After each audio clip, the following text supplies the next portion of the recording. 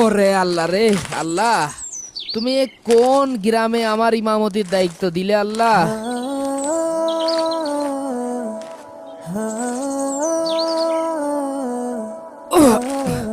ওরে বাবা রে, রাস্তাঘাটও ঠিকঠাক নেই। কি অবস্থা এ তো জঙ্গল হয়ে রয়েছে। মসজিদের আশেপাশে কেউ সাফ করে না নাকি?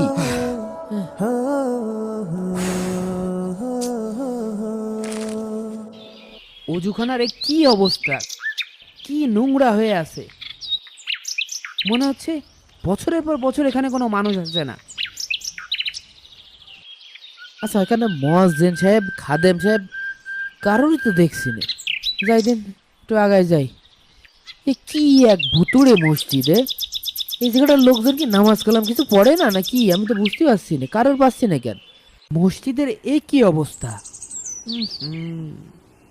ধুর, এই গ্রামে কি মানুষ থাকে নাকি গরু ছাগল থাকে? আমি তো কিছুই বুঝতে পারছি না। যে আল্লাহ এদেরকে বছরের পর বছর খাওয়ায়, সেই আল্লাহর ঘরকে এরা অপরিষ্কার রেখেছে। যা আছে কপালে তাই হবে। টুয়েল টিউবলার নিয়ে মসজিদের ভিতরে যাই, থাকার জন্য তো একটা ঘরও এখানে নেই।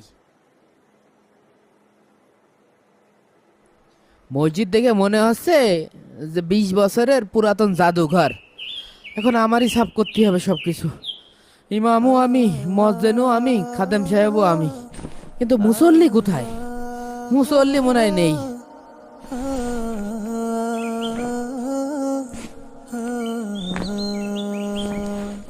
লা লা লা লা লা লা লা লা লা লা লা লা লা লা লা লা লা হো হো হো হো হো হো হো।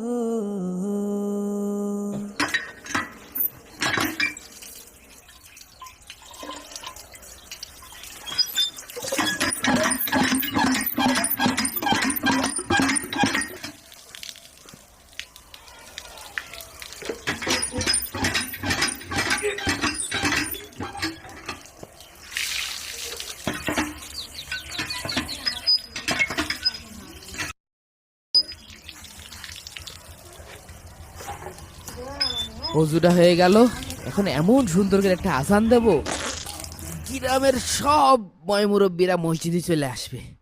কিন্তু 3-4 ঘন্টা হয়ে গেল, একটা মুসল্লির দেখা পেলাম না। আজান দিলে কি মসজিদে মুসল্লি আসবে না? কি জানি কি হবে না।